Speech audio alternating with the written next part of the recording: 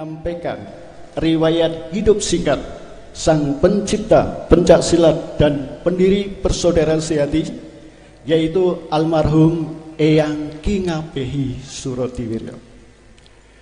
Bapak-bapak serta saudara-saudaraku sekalian, bahwasanya pada tahun 1869,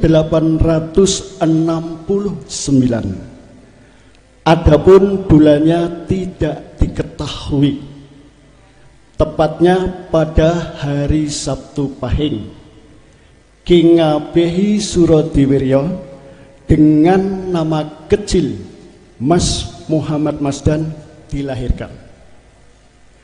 Beliau keturunan dari Bupati Gresik, sedang nama ayahnya adalah Ki Ngabehi Suromiharjo, dan pada waktu itu ayahnya bekerja sebagai mantri cacar di Ngimbang, Lamongan, Jawa Timur, yang kemudian mempunyai 5 orang putra.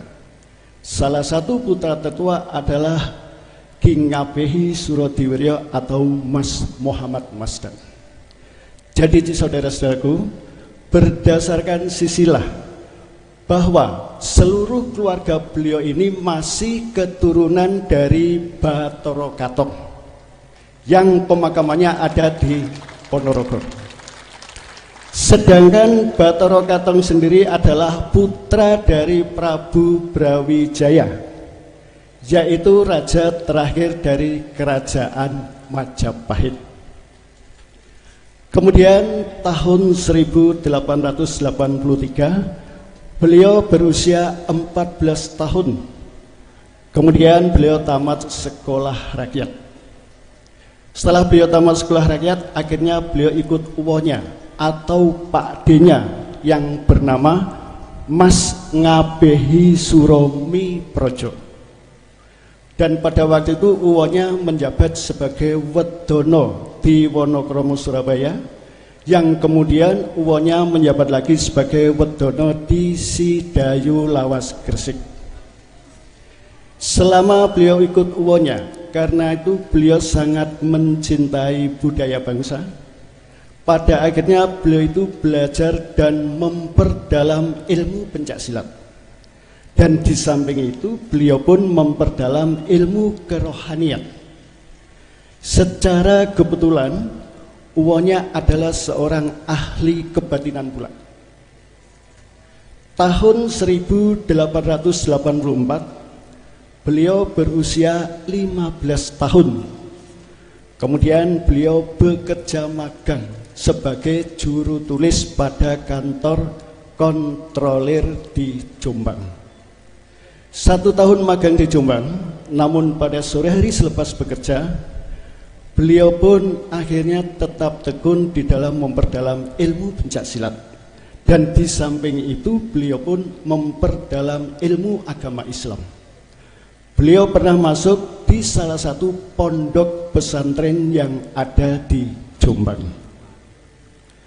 Tahun 1885 beliau berusia 16 tahun. Kemudian beserta chefnya pindah ke Bandung, Jawa Barat. Saudara, selama berada di Bandung kurang lebih 1 tahun, dan selama di Bandung pula beliau bekerja pada bidang pekerjaan yang sama. Akan tetapi pada sore hari selepas bekerja, beliau tetap mempergunakan kesempatannya untuk memperdalam ilmu pencaksilat yang berasal dari Jawa Barat. Dan beliau belajar kepada para pendekar-pendekar yang sangat terkenal dari Priangan. Sehingga pada akhirnya beliau pun menguasai seperti Cimandi, Cikalong, Ciampea, Cibaduyut, Cimalaya, Cipetir, dan Sumedang. Tahun 1886 beliau berusia 17 tahun. Kemudian kembali beserta chefnya pindah ke Jakarta. Saudara, Jakarta tempo dulu bernama Batavia atau Betawi. Dan selama 1 tahun beliau berada di Jakarta ataupun Betawi, beliau menambah pengetahuan ilmu pencak silat yang berasal dari Betawi. Dan beliau belajar kepada para pendekar-pendekar yang sangat terkenal dari Betawi. Sehingga pada akhirnya beliau pun menguasai seperti Betawen, Kuitang, Monyetan, dan permainan toyak. Kemudian tahun 1887 beliau berusia 18 tahun.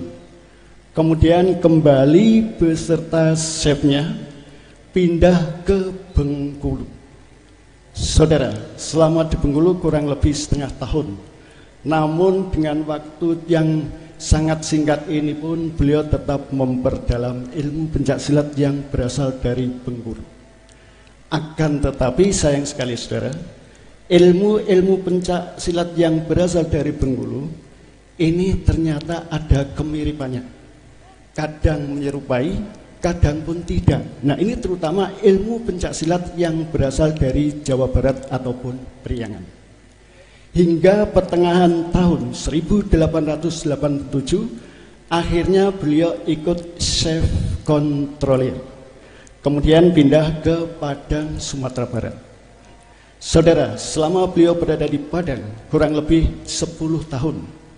Dengan waktu yang cukup lama inilah saudara, beliau pun mempergunakan kesempatannya menambah pengetahuan ilmu pencak silat yang berasal dari Sumatera Barat. Dan selama berada di Padang, beliau mendapatkan 2 orang guru yang sangat terkenal.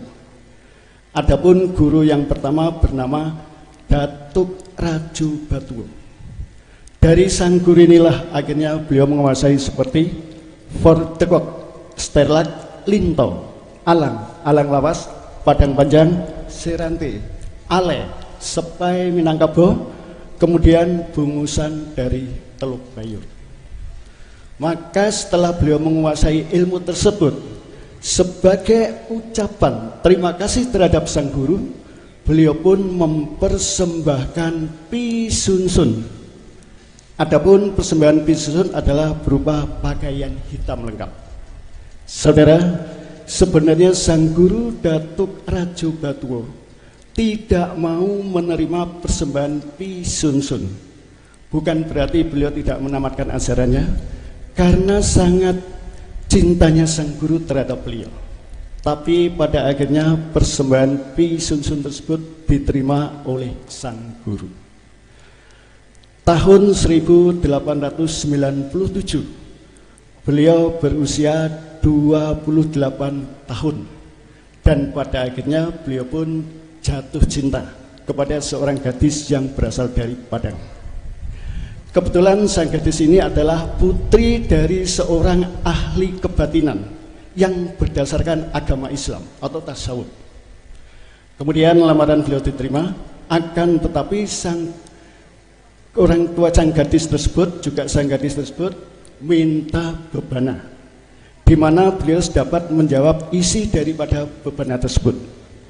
Adapun isi bebana sebagai berikut: siapakah sesungguhnya Masdan atau Mas Muhammad Masdan, yaitu nama kecil daripada Ki Ngabehi Surodiwiryo, dan siapakah sesungguhnya saya ini. Karena berdasarkan pemikiran beliau tidak dapat menjawab bebana tersebut, maka beliau merasa malu dan jengkel, sebab bebana tersebut diucapkan di depan orang tua sang gadis pujaannya.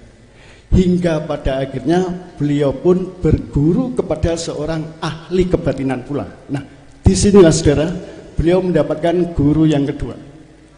Adapun guru yang kedua ini adalah seorang punggawa besar dari kerajaan Bali yang oleh pemerintahan kolonial Belanda kemudian dibuang ke Padang, Sumatera Barat.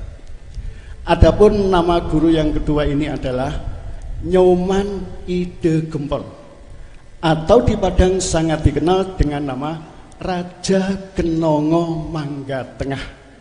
Saudara, kalau ingat nama Raja Kenongo Mangga Tengah, apabila diambil Kenongo dan Tengah, kemudian dibandingkan nama Winongo Madiun, di mana Kenongo mirip sekali dengan nama Winongo, sedangkan tengah dapat diartikan Madya ataupun Madiun. Nah, inilah saudara, suatu petunjuk ilahi bahwa nantinya di Winongo Madiun ini akan ada perguruan pencaksilat. Maka setelah beliau menerima ajarannya, beliau pun mengamalkan ajaran dengan melalui wirid selama 7 malam. Beliau tidak hanya wirid saja saudara, beliau pun memadukan atau menggabungkan ilmu-ilmu yang beliau peroleh sebelumnya.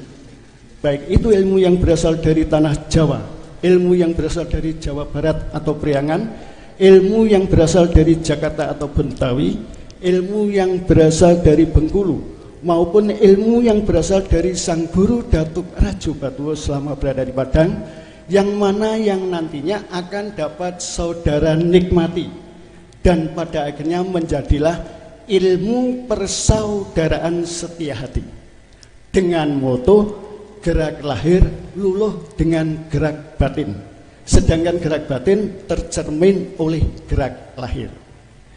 Maka setelah dijawab menggunakan yang nantinya menjadi ilmu persaudaraan setia hati, terjawablah apa yang menjadi bebana sang gadis pujaan tersebut, sehingga akhirnya beliau pun menikah dengan sang gadis pujaannya. Kemudian tahun 1898, di mana guru beliau yang kedua, yaitu Nyoman Idi Gempol atau Raja Kenongo Mangga Tengah, maka oleh pemerintahan kolonial Belanda diizinkan untuk pulang ke Bali. Dan kemudian pada tahun yang sama, sebelum beliau beserta istrinya meninggalkan Padang, kemudian menuju Jakarta ataupun Batavia, beliau pun beserta istrinya menyempatkan diri untuk singgah di tempat adiknya yang berada di Aceh. Saudara, selama berada di Aceh, beliau pun tidak tinggal diam. Beliau tetap menambah pengetahuan ilmu pencaksilat yang berasal dari Aceh. Dan perlu diketahui, selama berada di Aceh, beliau mendapatkan guru yang sangat terkenal. Adapun guru yang sangat terkenal yang berasal dari Aceh bernama Tengku Ahmad Mulia Ibrahim. Dari sang guru inilah akhirnya beliau mendapatkan seperti permainan binjai dan permainan kucingan. Kemudian tahun 1900, maka beliau beserta istrinya meninggalkan Aceh, kemudian menuju Jakarta ataupun Betawi. Dan selama beliau berada di Jakarta ataupun Betawi, beliau bekerja sebagai masinis yang menjalankan Stomwolf pada jawatan kereta api pemerintahan kolonial Belanda. Saudara-saudara, ini juga merupakan peristiwa yang sangat bersejarah, bahwasanya tepat pada hari Jumat Legi, tanggal 10 Muharram atau tanggal 10 Suro, tahun 1323 Hijriah atau tahun 1903 Masehi, maka beliau mendirikan persaudaraan yang untuk pertama kali persaudaraan diberi nama Sedulur Tunggal Kecet Langen Mardiharjo atau disingkat STK, dengan nama pencaksilatnya adalah Joyo Gendilo. Dan waktu pertama kali pendirian persaudaraan baru diikuti oleh 8 saudara, di antara masih keluarga beliau dan kerabat beliau terdekat. Kemudian tahun 1917, di mana nama persaudaraan Sedulur Tunggal Kecet atau STK dengan nama pencaksilatnya Joyo Gendilo Cipto Mulyo, maka oleh beliau diganti dengan Setia Hati hingga sampai saat ini.